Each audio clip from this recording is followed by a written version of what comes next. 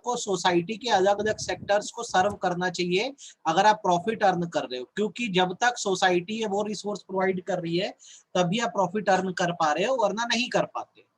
तो जब बिजनेस को बोला गया सोशली रिस्पॉन्सिबल होने, तो बहुत सारे ऐसे बिजनेसमैन थे जो वॉलंटरीली ही सोशल रिस्पॉन्सिबिलिटी करते थे, ठीक है, लेकिन बहुत सारे थे जो केयरलेस भी थे। तो गवर्नमेंट ऑफ इंडिया को क्या है, सेक्शन 135 बनाना पड़ गया, 135 बनाना पड़ गया, जिसमें गवर्नमेंट का कहना बेसिकली ये है कि अब ये आपके लिए कोई वॉलंटरी एक्टिविटी नहीं है। अगर आपकी कंपनी ऐसी है जिसकी नेटवर्थ 500 करोड़ से ज्यादा हो गई है, ठीक है, नेटवर्थ वर्ड का मतलब होता है आपकी कंपनी का paid up capital free reserve अगर 500 करोड़ से ज्यादा हो गया है, या फिर और आपकी कंपनी का टर्नओवर मतलब एनुअल सेल्स 1000 करोड़ से ज्यादा हो गई है, या फिर आपकी कंपनी का नेट प्रॉफिट 5 करोड़ से ऊपर हो गया है, तो अब आपकी ये चॉइस नहीं है, आपके ऊपर कंपल्जन लगा दिया गया है कि आपको अपने प्रॉफिट का एक हिस्सा CSR पे लगाना होगा, मतलब सोशल रिस्पॉन्सिबिलिटीज पे लगाना होगा। मतलब समाज के एक हिस्से को आपको सर्व करना होगा, वो आप देख लो कि आप समाज के लिए क्या करना चाहते हो और किस तरह से करना चाहते हो, ठीक है। तो अब ये आपके लिए मैं बता दूं, ये वॉलंटरी नहीं रह गया है, ये आपके लिए कंपलसरी कर दिया गया एज अ बिजनेसमैन, और उन बिजनेसमैन के लिए, उन कंपनीज के लिए किया गया है जिसकी नेटवर्थ या तो 500 करोड़ के ऊपर है, या तो टर्नओवर 1000 करोड़ के ऊपर है, या तो नेट प्रॉफिट 5 करोड़ के ऊपर है। पहले ईमानदारी से बोलो, मेरी बात समझ आई कि नहीं है? Yes sir. आ अच्छा, गया सर। ये दूरी है। अब जब यहाँ कंपनी की बात की जा रही है, तो यदि आपका नेटवर्थ या टर्नओवर या नेट प्रॉफिट इस लिमिट को एक्सीड कर गया, तो इस ऑब्लिगेशन में आपकी सब्सिडरी कंपनीज भी इंक्लूड हो जाएंगी, आपकी फॉरेन कंपनीज भी इंक्लूड हो जाएंगी जिनकी ब्रांचेस इंडिया में चल रही हैं। सभी को क्या माना जाएगा कि वो CSR के स्कोप में आ रही है। जैसे एग्जांपल, कंपनी का नाम है बी लिमिटेड, ये सिचुएटेड है US में, लेकिन उसका ब्रांच ऑफिस इंडिया में। अब इस ब्रांच ऑफिस का अगर टर्नओवर 1000 करोड़ रुपए के ऊपर हो गया है, कितने के ऊपर हो गया है? 1000 करोड़ रुपए के ऊपर हो गया, तो इनको भी क्या करना होगा, इंडिया में CSR एक्टिविटीज में भाग लेना होगा, मतलब सोशल वर्क करना होगा। मेरी बात अच्छे से समझ आई कि नहीं है? Yes sir. आ गई? तो ये ना बहुत अच्छे से लाइन पढ़ दो। According to CSR rule, the CSR provision will also be applicable to every company including its holding or subsidiary and a foreign company having its branch office or project office in India having net worth of कितना, 500 करोड़ से ज्यादा, या फिर turnover कितने से ज्यादा, 1000 करोड़ से ज्यादा, प्रॉफिट कितना, 5 करोड़। ठीक। तो सर हम करेंगे क्या अगर हमारा इतना ज्यादा हो गया, अगर मान लो टर्नओवर या फिर नेटवर्थ या प्रॉफिट, तो लॉ ये कहता है कि आपको अप टू 2%, कितना परसेंट 2% ऑफ नेट प्रॉफिट जो है वो सोशल एक्टिविटीज के लिए निकालना होगा, सोशल एक्टिविटीज के लिए निकालना होगा। आप पूछोगे सर अब सोशल एक्टिविटीज कौन सी करें अपन, तो इसके लिए पूरा एक शेड्यूल 7 बनाया गया है। क्या बनाया गया है? शेड्यूल 7। अभी आगे पढ़ा, शेड्यूल 7। लिस्ट बताई गई है कि अगर आप एलिजिबल हो गए हो कि आपको पैसा निकालना है सोशल रिस्पॉन्सिबिलिटी के लिए, तो किस जगह पर पैसा लगाया जाएगा। ईमानदारी से बताओ, मेरी बात समझ आ गई कि गई सिर के ऊपर से? आया सर। मन और जीवन में कोई तकलीफ तो नहीं है? नहीं सर। नहीं। अब अगर आपके ऊपर CSR की एप्लीकेबिलिटी आ गई है, तो बोर्ड ऑफ डायरेक्टर को तो और भी काम है करने को। तो CSR के काम को बेटर इंप्लीमेंट करने के लिए आपको बना देनी चाहिए CSR कमेटी। क्या बना देनी चाहिए? CSR। जैसे आप हर चीज के लिए कमेटी बनाते हो ना, कंपल्सरी ऑडिट कमेटी बनाते हो, नॉमिनेशन रेन्यूमरेशन कमेटी बनाते हो, ये भी कंपलसरी है। स्टेक होल्डर रिलेशनशिप कमेटी बनाते हो, वैसे अगर आपके ऊपर CSR का रूल लग गया है तो आपको क्या बनानी पड़ेगी? CSR committee. एक अपडेट दे रहा हूँ जो अभी आई है लेटेस्ट, तो आपको पता होना चाहिए कि अगर आपकी CSR लाइबिलिटी मतलब जो आपको खर्चा करना है, अगर वो 50 लाख रुपए तक है, कितने तक है? 50 लाख। 50 लाख तक है, तो आपको CSR कमेटी नहीं बनानी है, नहीं बनानी है, आपको एग्जेम्पशन मिल जाएगा। ये कंपनीज एक्ट 2020 की अपडेट है, ठीक है, जो इस साल से नोटिफाई होना चालू हो गई है, तो आपको मैं अपडेट्स भी कराते जा रहा हूँ। साथ साथ पता होना चाहिए आपको कि अगर आपको जो लाइबिलिटी आपकी आ रही है, मतलब जो पैसा आपको कंट्रीब्यूट करना है वो 50 लाख रुपए तक है, तो आपको CSR कमेटी में एग्जेम्पशन आपको बनाने की जरूरत नहीं पड़ेगी। मेरी बात हैंड रेज करो अगर समझ आ गई हो तो। मेरी बात समझ आ गई हो तो हैंड रेज करना। अगर आपको खर्चा 50 लाख रुपए तक करना है तो CSR कमेटी बनाने की जरूरत नहीं है। 50 लाख के ऊपर अगर आपकी लाइबिलिटी बनती है तो आपको क्या करना होगा, CSR कमेटी बनानी होगी। सर लाइबिलिटी समझा दो, यही नहीं समझ आया हमको। मैं बोलता हूँ यार आपका प्रॉफिट 8 करोड़ का है, तो आपको अब CSR में कंट्रीब्यूशन करना होगा कितना, 8 करोड़ का 2%। तो 8 करोड़ का 2% कितना हो रहा है, 8 करोड़ का 16 2% लाख 4 लाख रुपए, 4 लाख रुपए होगा ना। हाँ 8 करोड़ का 2% कितना, हाँ 16 नहीं सर लाख रुपए, सही बात है, मेरा मैथ्स खराब है। 16 लाख रुपए हो गए। तो अब बताओ CSR कमेटी बनाना है क्या? नहीं नहीं सर 50 क्रॉस करेगा तभी।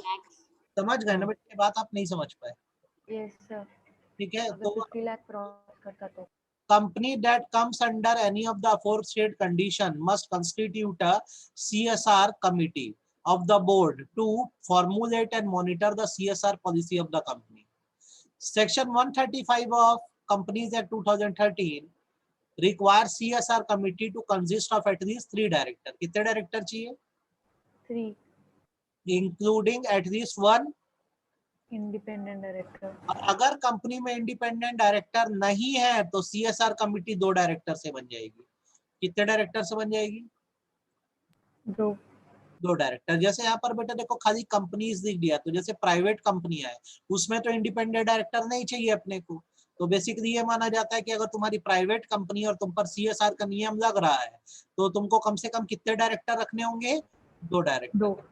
मेरी बात समझ आ गई? Yes sir.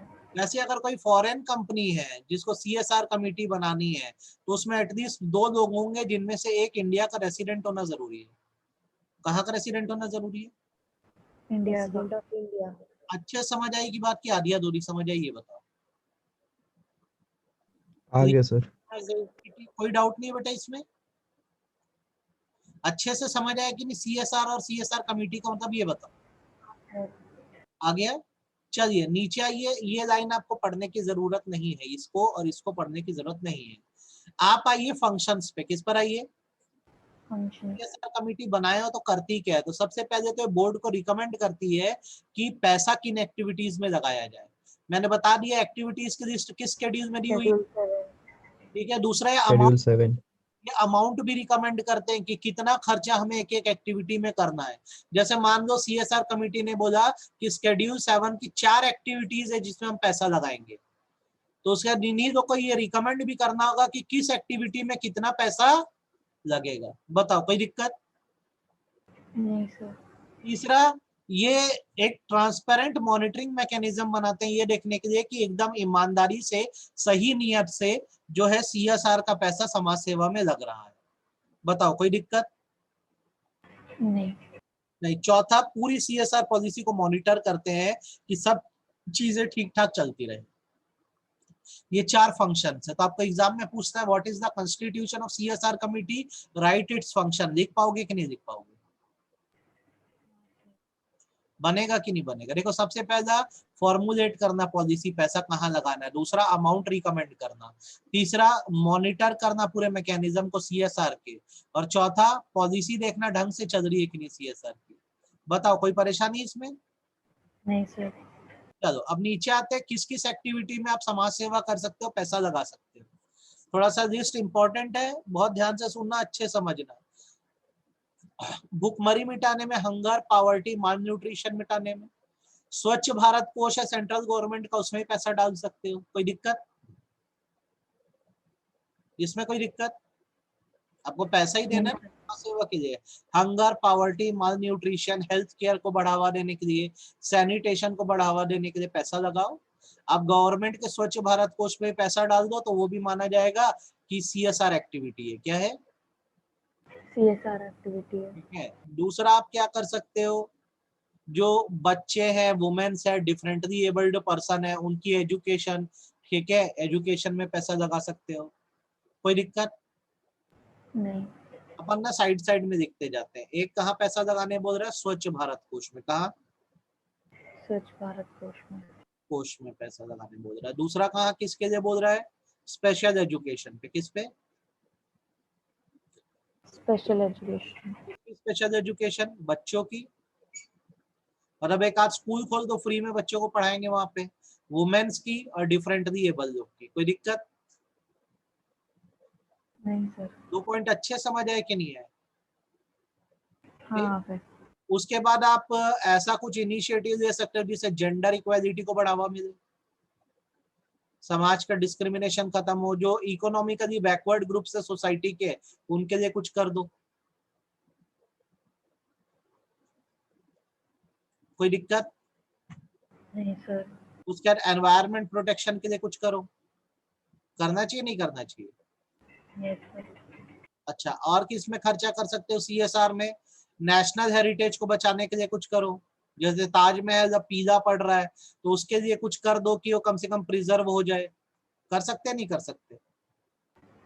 हाँ सर। उसके बाद आर्म फोर्सेस के जो वेटरन्स हैं, वेटरन्स मतलब होता है जो रिटायर हो गए, बूढ़े हो गए आर्मी के लोग, या जो वॉर विडोज है, जो शहीदों की विधवा है, उनके लिए कुछ करो, ठीक है। गांव के एरियाज में रूरल स्पोर्ट्स को बढ़ावा दो, आज भी हिडन टैलेंट आपको गांव में बहुत से मिल जाएंगे। प्राइम मिनिस्टर रिलीफ फंड में पैसा डाल दो, जैसे कहीं कोई नेचुरल कैलामिटी वैलामिटी आ गई, जैसे अभी बीच में कहां पर आया था, उत्तराखंड में अभी वो हो गया था ना, ग्लेशियर टूट गया था, तो आप सीएसआर एक्टिविटी में वहां पैसा दे दो, कर सकते नहीं कर सकते? Yes sir. आपको समझ आ रहा है कि सिर के ऊपर से जा रहा है, ये बताओ पहले। आ रहा है सर। आ रहा है। उसके बाद आप क्या करो, गवर्नमेंट कोई नई टेक्नोलॉजी को बढ़ावा देना चाह रही है, जैसे कोई एकेडमिक इंस्टीट्यूशंस के थ्रू, जैसे आईआईटीज, यहाँ पे आप डोनेशन दो। रूरल डेवलपमेंट प्रोजेक्ट चलाओ, जैसे शाहरुख खान स्वदेश में चलाया था, ठीक है। स्लम एरियाज को डेवलप करो, किसको डेवलप करो? Slum area. डिजास्टर कहीं आए देश में, उसमें आप पैसा लगाओ, ठीक। आप बता दो, कोई दिक्कत? नहीं। अच्छे से क्लियर है कि आधा अधूरा क्लियर है? अच्छे से। अच्छे से अच्छे से सर। ये लाइन ना बहुत ही ज्यादा इंपॉर्टेंट है, इसको एकदम अच्छे से करो। जब आप सीएसआर एक्टिविटी करोगे तो ना लोकल एरिया को प्रेफरेंस देना होगा, ठीक है। किसको प्रेफरेंस देना होगा? लोकल एरिया को। लोकल एरिया मतलब होता है है जहाँ थोड़ी है। ऑपरेट करती है। जैसे अगर मैं बोलता हूँ कि नंदनी की जो फैक्ट्री है, वो फैक्ट्री अगर दुर्ग में सिचुएटेड है और ये बोलेगी कि मैं सीएसआर जो है वो चेन्नई में करूंगी, तो इसको अलाउ नहीं करेंगे, ठीक है। नंदनी को क्या कहा जाएगा, आप जहां फैक्ट्री सेटअप करे हो, आप जहां से प्रॉफिट कमा रहे हो, आपको ये सारी एक्टिविटीज कहाँ करने की कोशिश करनी होगी, वही करने की कोशिश करनी होगी, क्योंकि आप उसी लोकल एरिया में रहते हो। आप बता दो, कोई दिक्कत इसको लेकर? नहीं सर। हैंड रेस करो सभी लोग अगर समझ आ गया हो ये सारी बातें।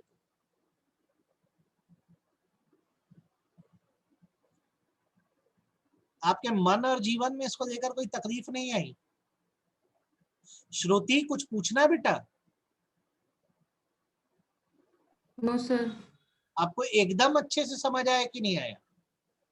Yes sir. तनीषा, वेदिका, आगे सर। नंदनी, आगे सर। साक्षी, आ गया सर। अच्छा ये क्लियर है ना पूरी लिस्ट, अपने को कहाँ कहाँ पैसा लगाना है और अपने को प्रेफरेंस किसको देना है, लोकल एरिया को देना है, दिक्कत? एक सवाल पूछ रहा हूँ, इस सवाल का मेरे को जवाब दे देना, ठीक है। मान लो अंकिता जो है वो एक कंपनी चलाती है,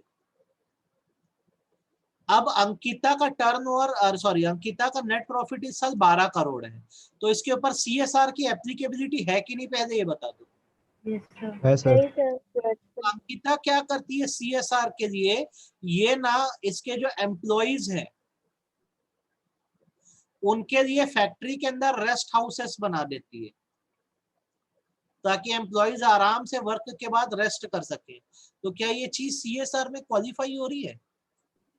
नहीं सर। नहीं नहीं सर। क्योंकि वो खुद के एम्प्लॉइज के लिए ऐसा कर रहे तो welfare measures हुए ना। के लिए। अपने हाँ हाँ सही बोल रहे हो, आप बोलो ना। आप अपने सर एम्प्लॉयज के लिए तो कर रहे हो, वेलफेयर के लिए मेजर्स है। तो सीएस तो सारे ही वेलफेयर मेजर है, बट ये है कि अगर वो आपके एम्प्लॉई है तो वैसे भी बहुत सारे लेबर लॉज है जिसमें आपकी बहुत सारी ड्यूटीज है। तो यदि आपने अपने एम्प्लॉयज के लिए कुछ किया है तो वो चीज सीएसआर में क्वालिफाई नहीं होगी। मेरी बात भूलोगे तो नहीं बाद में, मेरी बात भूलोगे तो नहीं। अच्छा अब ये समझ लो कुछ चीजें जिसको सीएसआर में इंक्लूड नहीं किया जाता, ठीक है। अगर आपने कोई वन डे इवेंट कराया है, क्या कराया है, जैसे मैराथन करा दिया या अवार्ड शो करा दिया। अवार्ड शो जैसे कारगिल के शहीदों की याद में अवार्ड शो, पुलिस वालों के नाम से अवार्ड शो, या वनडे मैराथन करा दिया कैंसर अवेयरनेस के लिए। देखते हैं ना एयरटेल वाले कराते हैं, दौड़ा देते लोगों को। कभी देखे हो ऐसा मैराथन? नहीं देखे हो? रायपुर में कई बार होता रहता है ये वनडे मैराथन, लोग दौड़ते रहते हैं। वो अक्सर मिलिंद सोमन करके मॉडल है, वो जीत जाता है। तो जैसे आपकी कंपनी मैराथन करा रही है, कोई अवार्ड करा रही है, या कोई चैरिटेबल कंट्रीब्यूशन कर रही है, या कोई ऐड कर रही है, या कोई टीवी प्रोग्राम को स्पॉन्सर कर रही है, तो ये सीएसआर एक्टिविटी में नहीं आएगा, ये मत भूलना। समझ गए? एक दूसरी बात, अगर आपने कोई खर्चा लॉ की रिक्वायरमेंट को फुलफिल करने के लिए किया है, जैसे लेबर लॉ की रिक्वायरमेंट को फुलफिल करने के लिए, तो इसको सीएसआर की एक्टिविटी में काउंट नहीं करेंगे। ये एक्सेप्शन है। क्या है? एक्सेप्शन। मेरी बात भूलोगे तो नहीं बेटा? मेरी बात भूलोगे तो नहीं? आपको समझ आ गई कि नहीं आ गई? आपने अगर वन डे प्रोग्राम या कार्यक्रम कराया है, लॉ की रिक्वायरमेंट को पूरा करने के लिए कोई खर्चा किया है, तो सीएसआर में वो नहीं आता है। ये ध्यान रहेगा। Yes sir. अच्छा एक बात बताओ, अभी पीएम केयर फंड में पैसा डालूंगा मैं जैसे कोविड के कारण, तो ये सीएसआर में आएगा कि नहीं आएगा? आएगा ना। आएगा ना सर। आएगा। ठीक।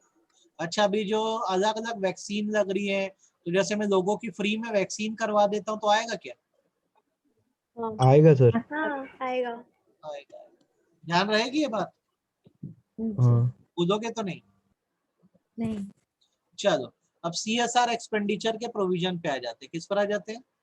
खर्चे के प्रोविजन पे आ जाते हैं। किसके प्रोविजन पे? खर्चा। समझना, the board of every company shall ensure that company spends in every financial year at least कितना % बताया हूं आपको मैं? 2% of net 2% of net Of profit. average profit made during 3 immediately preceding financial year. पिछले 3 साल के एवरेज का कितना %? 2%. 2%. क्या ये बात याद रहेगी? This amount will be CSR expenditure. इसमें कोई तकलीफ हो तो बता दो। नहीं सर। एक गवर्नमेंट ने इसमें एक अपडेट करी है, वो भी आपको पता होना चाहिए। अपडेट बेसिकली इसमें ये है कि अब इसको लास्ट 3 ईयर छोड़ के अब कहा जाता है प्रीवियस ईयर। क्या कहा जाता है? Previous year. 2% of previous year profit. लेकिन अभी भी मॉड्यूल्स में लास्ट 3 ईयर लिखा हुआ है, तो अपन उसके हिसाब से करते हैं, पर आपको अपडेट पता होना चाहिए।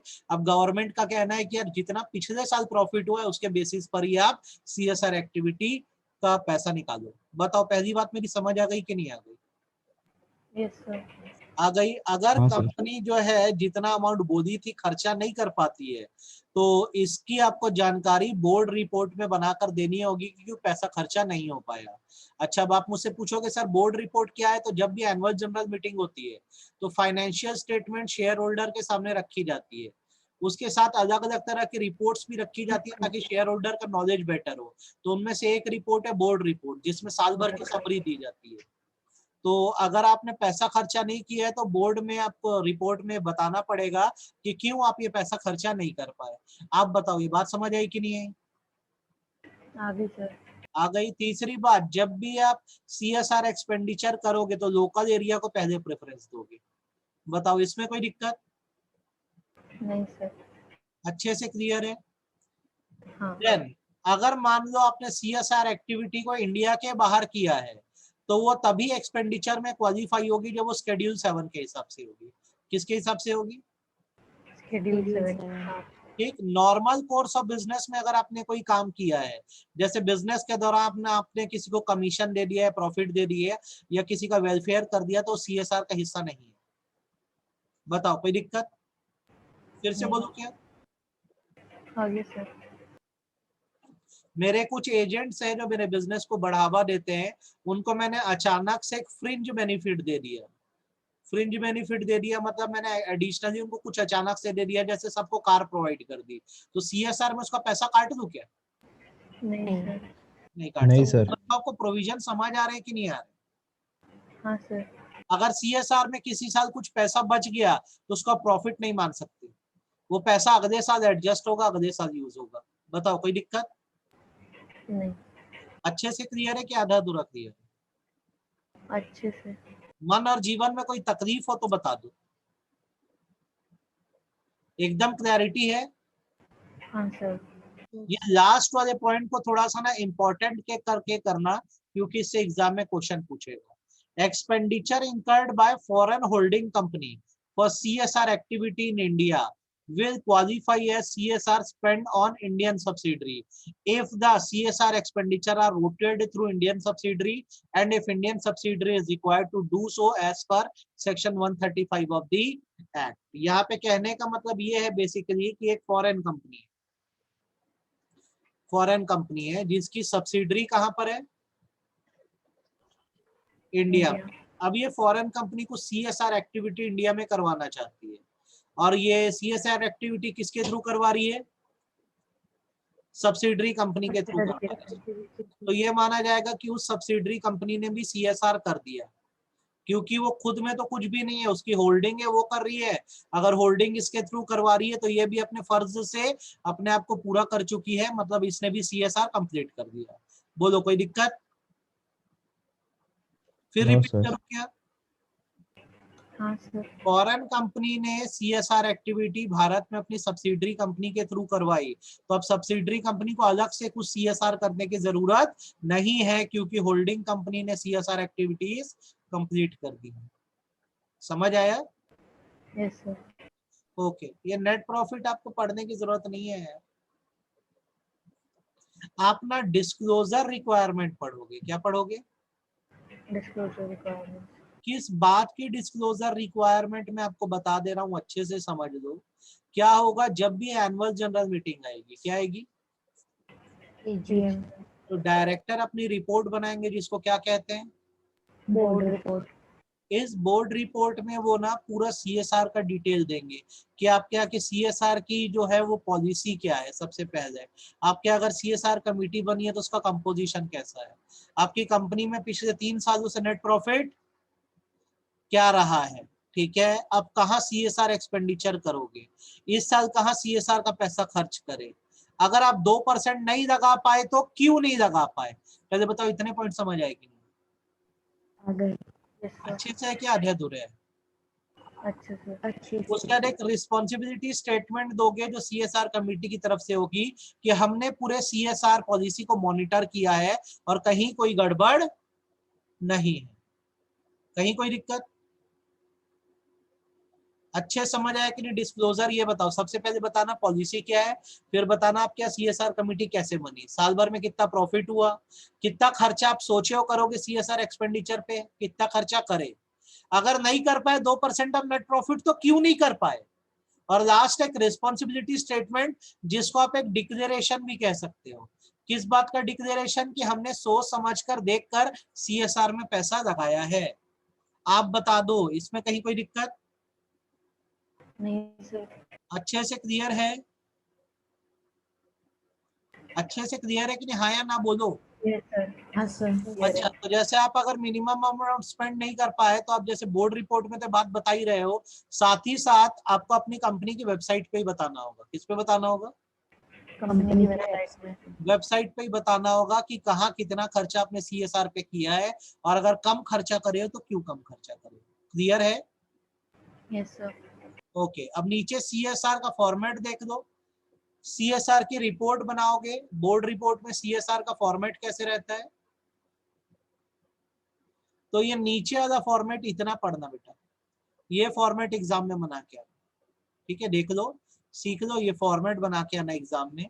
सीरियल नंबर, कौन कौन से प्रोजेक्ट हैंडल कर रहे हो, तो जैसे मैं 2-3 प्रोजेक्ट हैंडल कर रहा हूँ CSR के, तो 1 2 3 लिख दिया। जैसे एक वॉर विडोज के पीछे खर्चा करूंगा कुछ पैसा, कुछ मैं एजुकेशन पे करूंगा, कुछ कोविड पे करूंगा, ठीक है। सेक्टर की बात करूं तो सेक्टर में ये हो गया आर्म फोर्सेस, एजुकेशन वाला क्या हो गया एजुकेशनल सेक्टर, और कोविड वाला कौन सा सेक्टर हो गया हेल्थ सेक्टर। बोलो कोई दिक्कत नहीं सर। नहीं। उसके बाद क्या होगा प्रोजेक्ट या प्रोग्राम, तो इसको मैं डैश डैश कर सकता हूँ। अमाउंट आउटले का मतलब होता है कितना खर्चा करने के मूड में थे, क्या स्टैंडर्ड खर्चा रखे थे, तो मैं तीनों में 10-10 करोड़ रखा था। कितना रखा था? 10 अब amount spent on the project, तो यहाँ पे 10 करोड़ पूरा कर दिया, यहाँ पे 10 करोड़ पूरा कर दिया, और यहाँ पे 8 करोड़ किया, ठीक। तो यहाँ पर क्यूमुलेटिव एक्सपेंडिचर नील हो गया, नील हो गया। यहाँ पे कितना बच गया? 2 करोड़ बच गया, ठीक है। अगर आपने खुद किया तो बहुत अच्छा, किसी एजेंसी के थ्रू करवाया तो उसका नाम लिख दो, यहाँ पे लिख दो एनजीओ के थ्रू हमने वॉर वीडियोस को पैसा दिलवाया। एजुकेशन का भी काम हमने एनजीओ के थ्रू किया, और ये कोविड वाला काम भी हमने एनजीओ के थ्रू किया। ये फॉर्मेट है। फॉर्मेट समझ आया कि नहीं है? पहले देख लो सीरियल नंबर, कौन सा प्रोजेक्ट है, किस सेक्टर में आता है, प्रोजेक्ट प्रोग्राम को डैश कर देना, क्या खर्चा आपने सोचा है, क्या खर्चा किया, कितना खर्चा बच गया, और खुद पैसा लगाए कि एजेंसी के थ्रू लगाए। ईमानदारी से बताओ, ये बात समझ आई कि गई सिर के पास? अभी सर। ठीक, ये बना पाओगे कि नहीं? अगर आया तुमको बोला कि CSR रिपोर्ट बनाओ, तो ये बनाना पड़ेगा। कर पाओगे कि नहीं कर पाओगे? बोलो हाँ या ना। नीचे क्या होगा, आपको अपनी साइन कर देनी होगी। अब देख लो, आप CEO या MD मैनेजर हो, SD मतलब होता है सिग्नेचर, अपनी साइन कर दी। बताइए कोई दिक्कत इसमें? नहीं सर। क्लियर, एकदम क्लैरिटी है? हाँ। ओके, नीचे कुछ शॉर्ट नोट है, ठीक है। एक शॉर्ट नोट रजिस्टर्ड ट्रस्ट को लेकर है, एक शॉर्ट नोट रजिस्टर्ड सोसाइटी को लेकर है, एक शॉर्ट नोट सेक्शन 8 कंपनी को लेकर है। ये आपकी जिम्मेदारी है, इसको आप खुद पढ़ो, ठीक है। ये आप खुद पढ़ेंगे। ट्रस्ट क्या होता है, सोसाइटी पढ़ा चुका हूँ ना मैं जूरिस्प्रूडेंस में। यस सर, उसमें पढ़ा है सेटिंग सोसाइटी सेक्शन 8 कंपनी, अभी आप खुद पढ़ोगे। हो पाएगा आपसे? तो यहाँ पे खत्म हो गया आपका चैप्टर। कौन सा चैप्टर खत्म हो गया? CSR। ये इतना ही था चैप्टर, ठीक है। इसकी रिकॉर्डिंग मैं भेज दूंगा। लास्ट चार्जेस की रिकॉर्डिंग नहीं भेजा था ना उस दिन? नहीं अभी भेज देता हूँ। और इसकी और एविडेंस की उस दिन शाम को पढ़े थे ना। अच्छा, तो बेसिकली ये CSR चैप्टर यहाँ पे खत्म हो गया, ठीक है। आज 5:30 बजे अपने को क्या करना है? पार्ट C करना है। CS का है ना, यस सर। CS का। और पढ़ लेना पहले खुद से भी, है ना, कि एकदम ब्लैंक मत हाँ, रहना जब समझाऊंगा, ठीक है। और 8:30 बजे चार्जेस के क्वेश्चन बनाएंगे आज। किसके क्वेश्चन? चार्जेस। चार्जेस। ये काफी है आज के लिए फिर, है ना। 5:30 बजे मिलते हैं अभी अपन। Bye sir. बाय बेटा।